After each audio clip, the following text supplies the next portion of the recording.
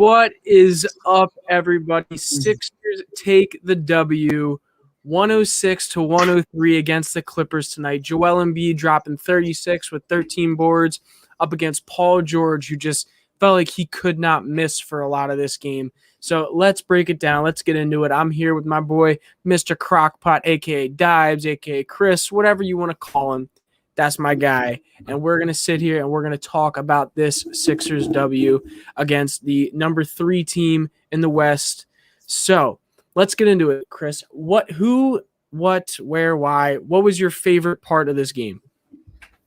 I mean, obviously you get the W. You keep on rolling. You keep Brooklyn Nets at bay there with this number 2 seed. That's everything. At the end of the day, it revolves around getting the Brooklyn Nets against the Milwaukee Bucks in a tough series. That way they're battered. That way they might, collapse in a tough series there against Giannis. But they get the W here. It was a weird game. This was a weird game top to bottom, and I'm excited to talk about it. Joel Embiid shined. Shake Milton did not. We're going to get into that, but he made the miraculous bucket that we'll get into. But Chris Moore says, great defensive stop at the end. Ben Butler says, Embiid is big time. My goodness, Goat Maz. I don't know, man. Should we start off with Furkan Korkmaz? Because I feel like that is like kind of the storyline of this game, at least other than Embiid. Yeah, I mean, I definitely think Korkmaz has been playing better as of late. I think that's more than obvious. His shooting wasn't as good today as it has been in past. He went 6 for 15. But he did have 3 steals, which I think made up for a lot of that. And he shot well from 3, shooting 5 of 12. So you can see he's picking up a lot of the slack from Seth Curry being out and Tobias Harris being out. Obviously, like he has been looking really good. And it is curious to think about whether or not he is going to get any minutes in the playoffs. You know what I mean? Yeah. So I think it's definitely interesting to think about. But overall, I can't be upset about how he's been playing. I mean, he had some nice steals in the game he had a nice little poke at Paul George in the fourth quarter that I saw. I can't remember much else off the top of my head right this second, but overall he has been playing pretty well over the past 3 games. How about you? Yeah, like you look at Furkan Korkmaz and you look at how poor Shake played today. Yeah. My goodness. You look at the last 4 games. He struggled against Brooklyn. That's a whole other conversation. When you're talking about Furkan Korkmaz in terms of playoff basketball and what that matchup dictates against the Brooklyn Nets. Totally different, but 20 points against the Thunder, 20 points against Dallas. He had 9 points against the Nets. And now he had 18 points against the Clippers here. But my goodness, you look at Furkan Korkmaz, 38.7% from 3 lately.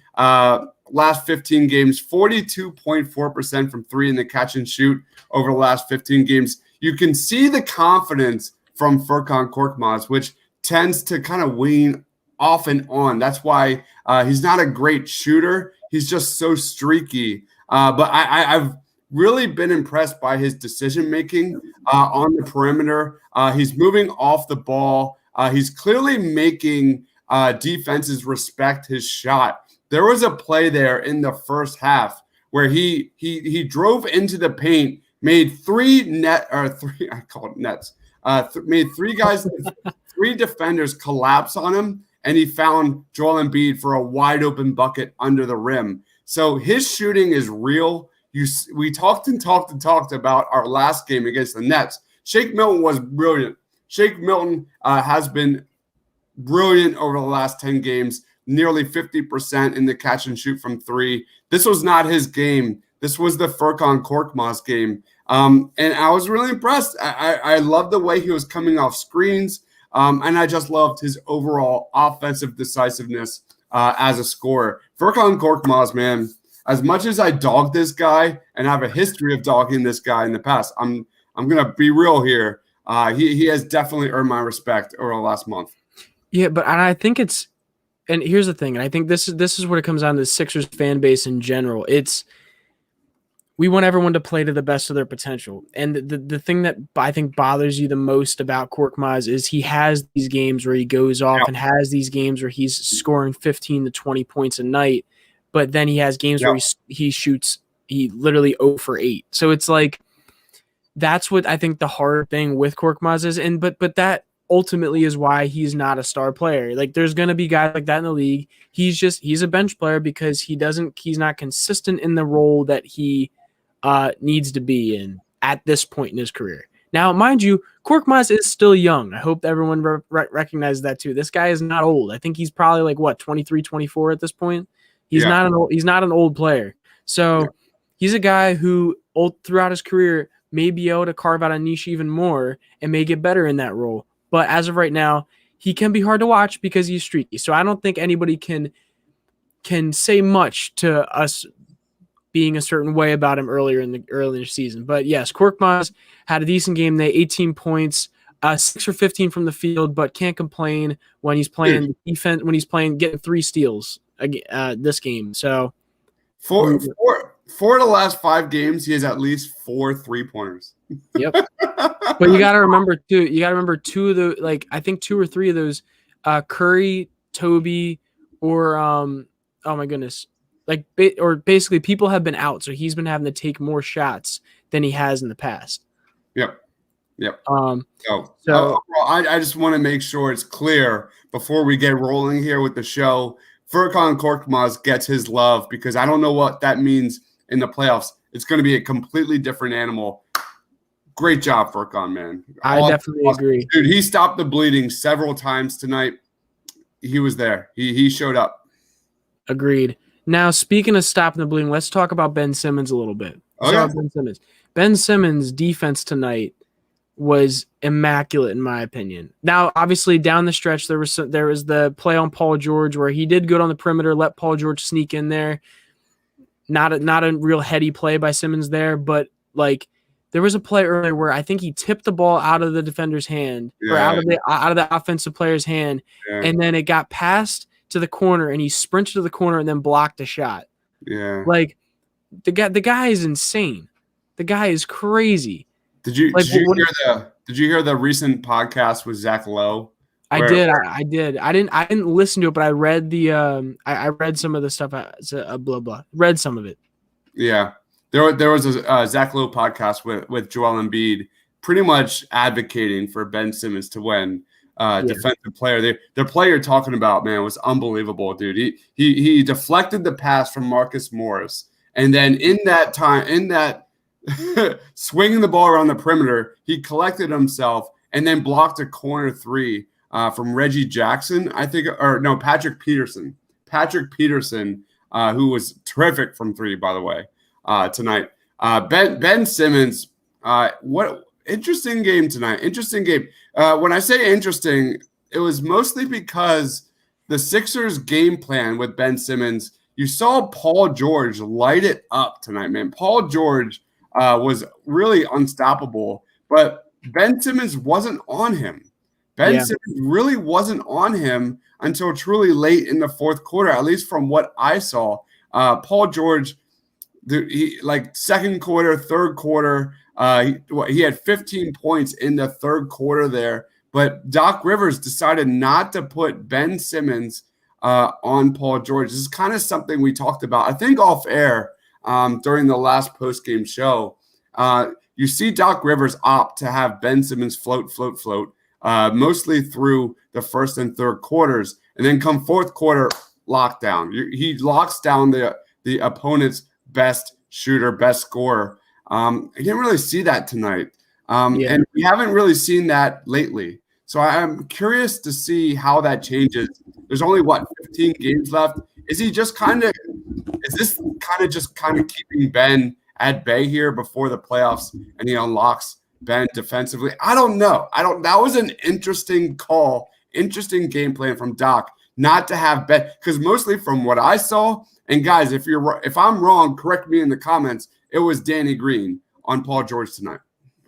Yeah, and I think that the part of it has to do with the fact that the season's coming down and they're trying to give players some rest a little more. I mean, you see that with how often our starters aren't on the court nowadays. I really do think that has something to do with it. I think it just has something to do with they're just trying to give other guys looks. They're trying to keep guys fresh and just not exerting too much energy, being that Paul George really was the only star on the court tonight for the Clippers. But I will say, just regarding that, Paul George may have been the only star on the court for the Clippers, but my God, were they shooting the hell out of the ball. Crazy, The Clippers shot, let me bring it up again. The Clippers shot, what was this? 48.7% from three tonight. And guess they're number one in the league in 3-point percentage. And they showed that tonight. Patrick Peterson out there, Reggie Jackson, hell, even Rajon Rondo was hitting threes. And like it's just the 3-point brigade was out there tonight.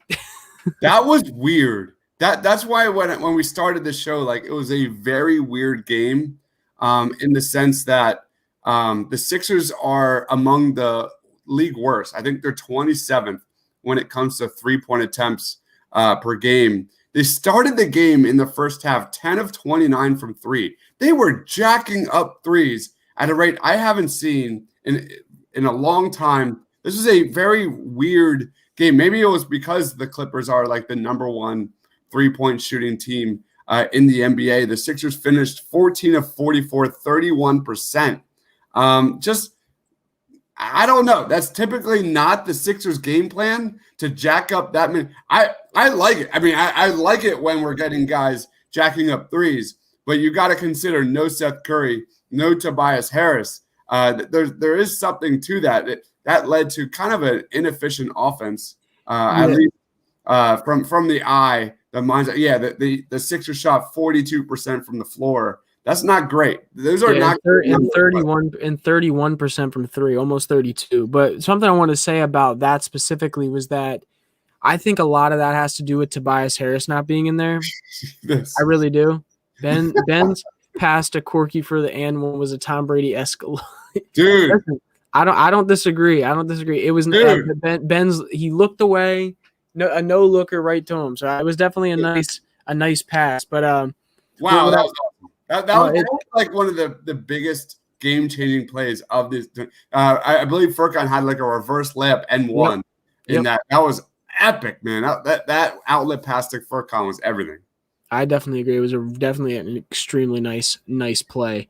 But no, something I was going to say about the 3-point shooting and why I think we had more 3-pointers today than we usually would. I honestly think a lot of it has to do with Tobias. A lot of Tobias's shots, I think, were turned into 3-pointers, basically. I mean, because Tobias usually shoots like, 15 to 18 times a game. Yeah. And a lot of those shots are mid-rangers or they're him driving to the basket on isolations. So I just think that a lot of those shots turned into more kickouts and turned into more just plays run between Danny Green, Shake Milton, and Korkmaz on the outside of those double picks and everything like that you see in Doc's offense a lot of the times. Yeah. But dude, Paul, like you said, Paul George, 37 points tonight. I feel like he just could not miss a lot of times, but that also may have to do with the fact that Ben was not on him for a majority of the game. But honestly, who knows? But I know I'm gonna get like tagged on tweets about how Paul George cooked Ben Simmons tomorrow morning. It's coming because I get them all the time.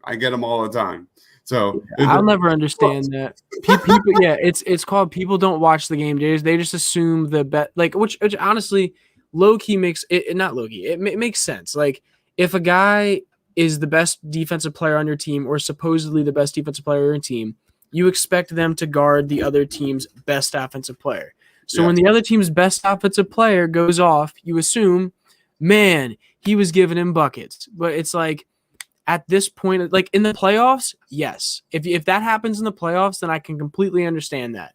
Like last playoffs when Matisse Thybulle was guarding Jason Tatum in the playoffs, and Jason Tatum was just giving Matisse buckets. Like I completely understand that mindset. But when you're talking about the regular season, when coaches are trying things, they're throwing different guys on different guys the whole game, it's just not as usual unless it's like a game on the line type thing. Where, for instance, game on the line type thing today, Matisse Thybulle had some really nice plays at the end of this game. So you want to get into Matisse Thybulle? All right, yeah. No, you lead us off. The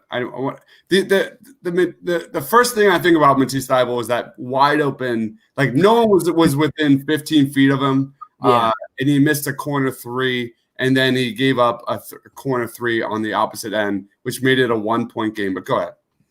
Yeah, I can agree with that.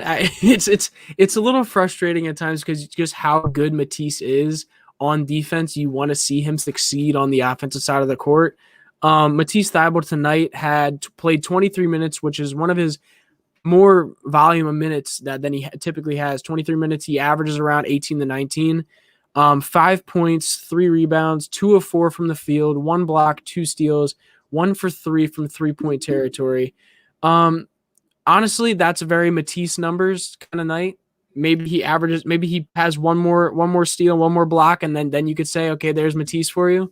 But I mean, 1 for 3, 2 for 4 from the field. I'm not gonna be upset at that too much, to be honest with you. I mean, that's what he is right now. I wasn't that impressed with Matisse tonight. I don't think it was one of his better games, at least for me personally. Yeah. I saw him getting beat. I saw him getting beat against Kyrie.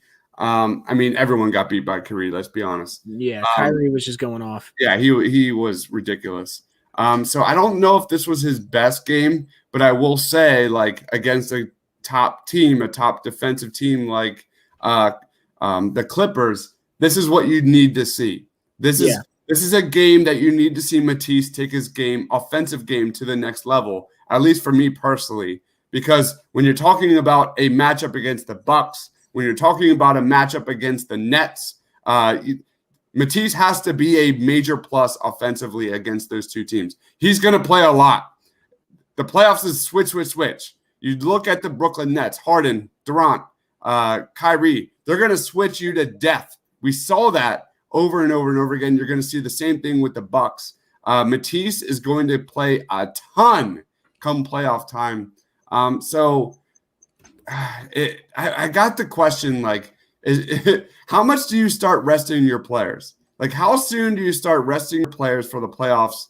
And that was a really good question that I got on Twitter because as much as I want to see this team build chemistry and build a rotation, especially with George Hill, new guy, especially with Anthony Tolliver, the noob, like they need to build that playoff rotation. On the other end, you look at the Clippers, you look at the Nets. Those guys are just completely resting until the playoffs start. So it's a pick your poison kind of situation. So in short, I don't think Matisse had his best game. But if I had to make a list of like top 5 most important Sixers players when it comes to winning and getting to the finals, Matisse is absolutely on that list. No, I can't disagree with that at all. I mean, and I think it's completely obvious. If Matisse is going to be a huge deal, whether you're playing Miami, Boston, Milwaukee, the Nets, like basically any high-level team in the Eastern Conference, Matisse is going to be a big deal because all of those high-level teams have decent guard play or great guard play. And so you really got to pay attention to that. And I do think whether or not he's able to do anything on the offensive end is going to make a big difference and how much time he plays on the court. I hope that can get better for him. And I honestly don't think he had a terrible night tonight. I mean, 1 for 3 from 3. Obviously, you want something better than that, but ultimately, I know what I'm going to get from him, and that's not always offense. And that's just what he is right now. The thing about Matisse is like he heavily relies on ball movement. And after that first quarter, the Sixers' ball movement just died. At least that's from what I saw. Like they stopped moving the ball, and you saw the Clippers kind of just dominate from the perimeter and getting whatever they wanted. So like Matisse Thybulle thrives when he's crashing the basket and when he's getting open shots. He didn't hit him tonight, but I'm still hopeful. I'm a Matisse guy through and through.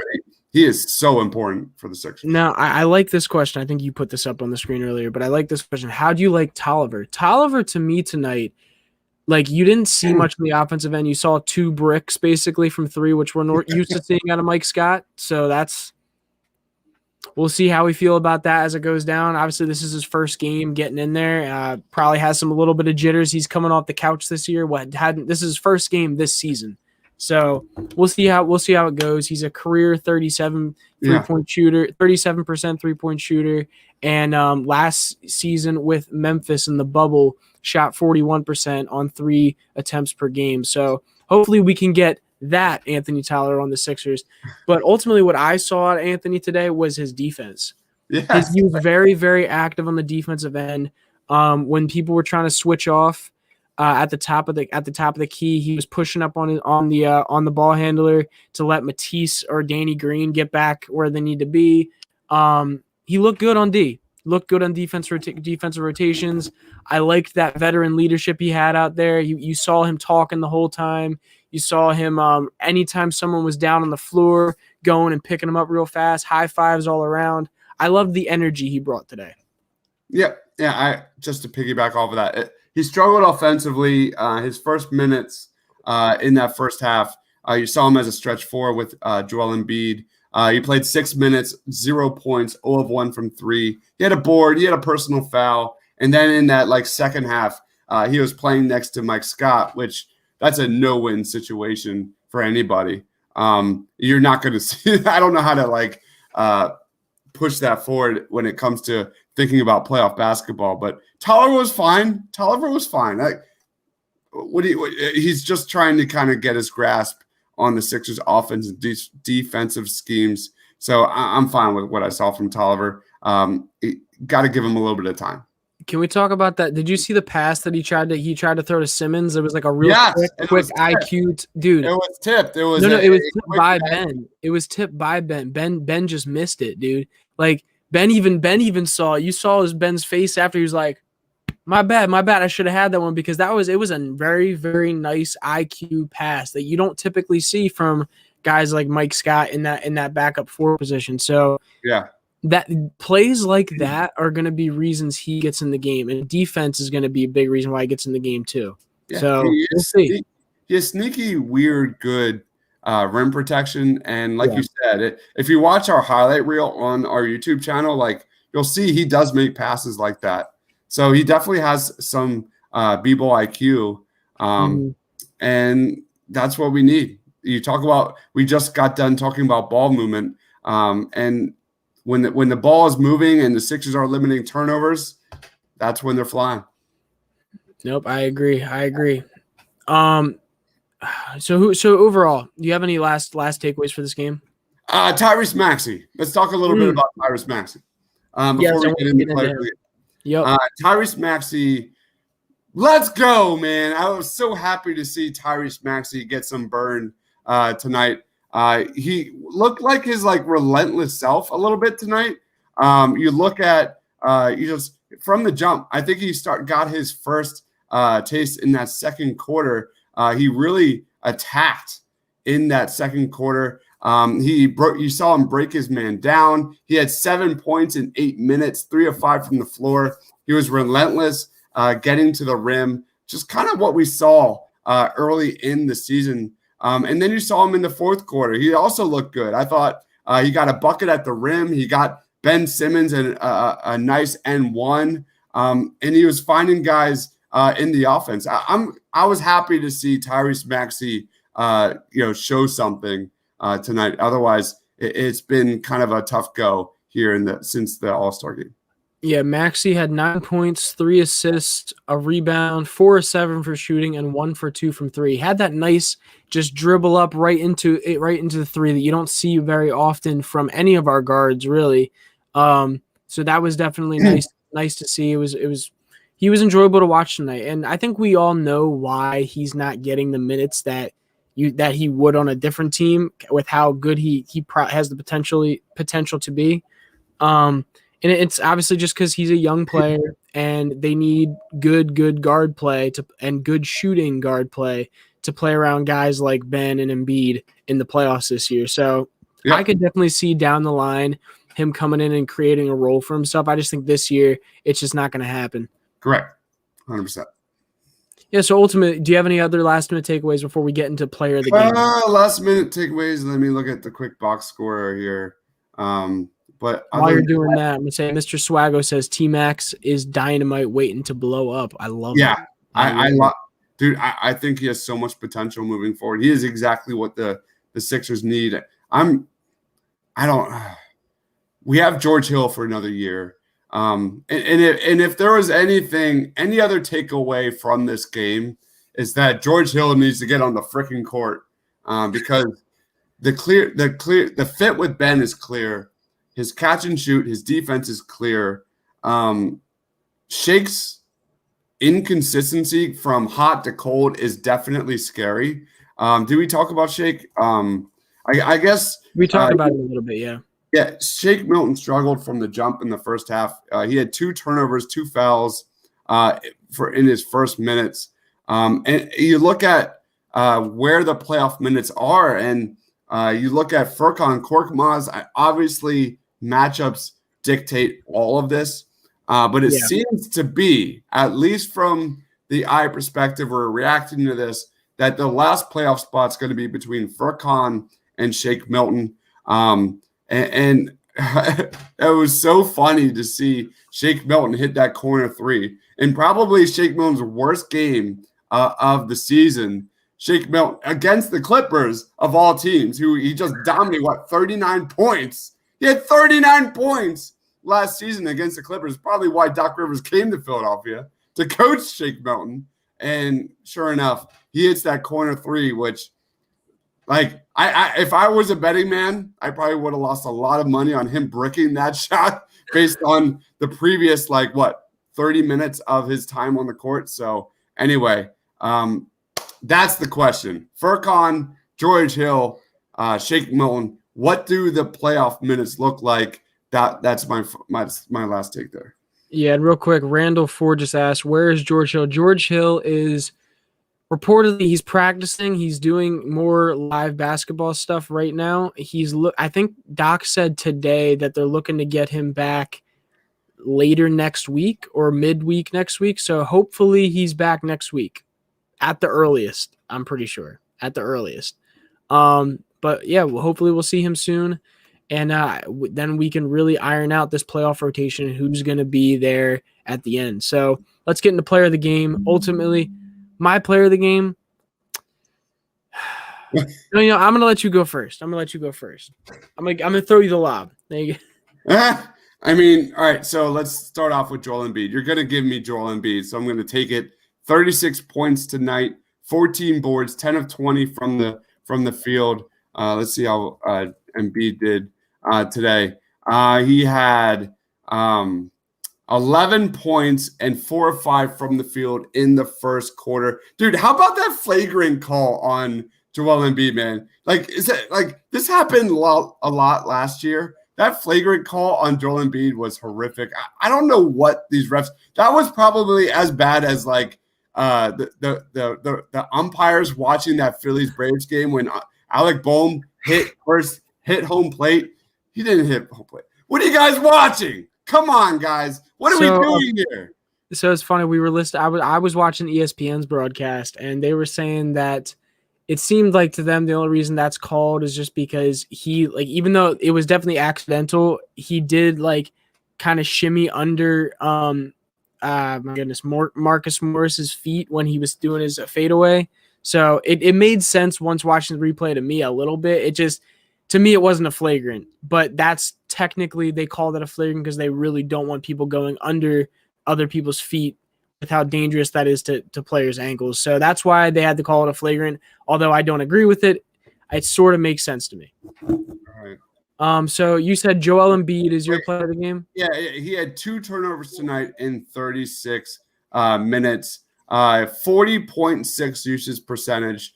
His highest percentage since March 2020.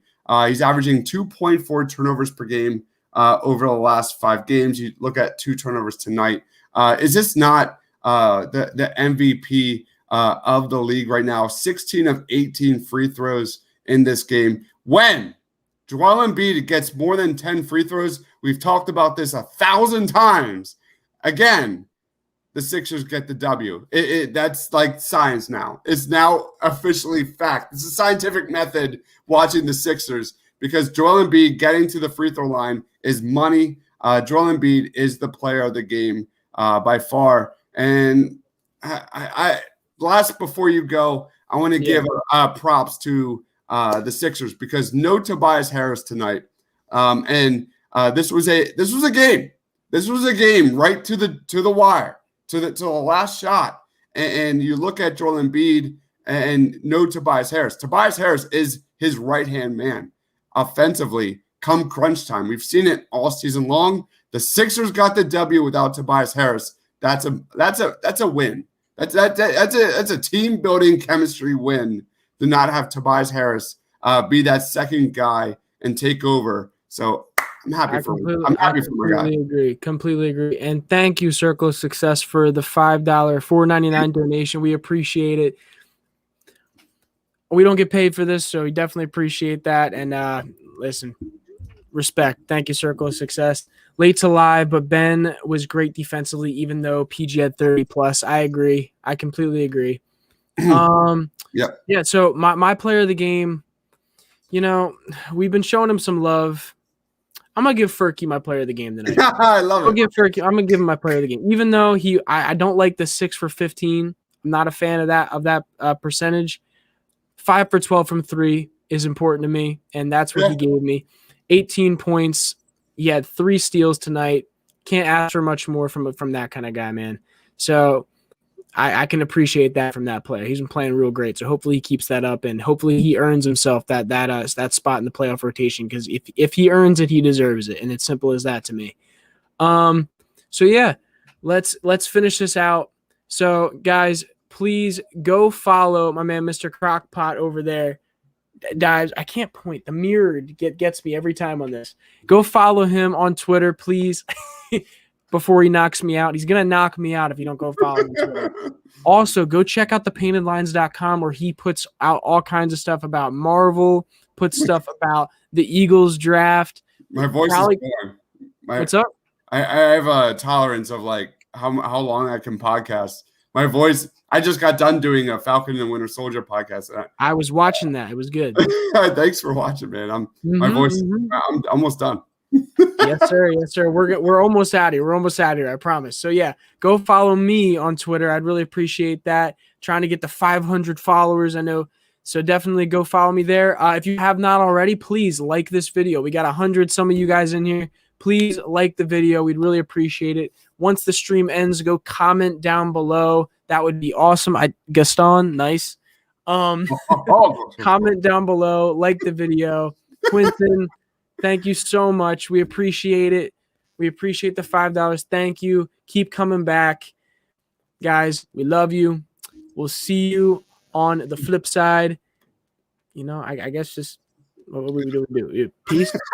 Peace. Thank you. Love you guys. Hey, what's up, guys? March Madness is here. The NBA and NHL are both in full swing. Baseball opening day is coming up, while we here at the Painted Lines are devoted to bringing you top-notch content from all the major sports. We are excited to also now give you the opportunity to cash in on all that content and knowledge. If you follow the link below, you will have the opportunity to sign up with BetRivers, an online sportsbook, and get an instant new user deposit match of up to $250. That's free money that you can use and try to turn into more free money. Let's go. Don't sit there and waste all that money. Turn every basket into an otherwise meaningless Cavs-Timberwolves matchup in on a random Wednesday in March. That makes it all the more exciting. For betting tips and advice, be sure to check out written content from our top prognosticator, Money Max, on our website at thepaintedlines.com, or check out the Tough Cover podcast right here on the Painted Lines YouTube channel. You've seen the commercials all over TV and radio, but now is the time. Sign up today with BetRivers using the link below and start cashing in on your love for sports. Using the link below will automatically inform BetRivers that TPL sent you, and you'll get that new user deposit match of up to $250. Don't miss out on this opportunity for some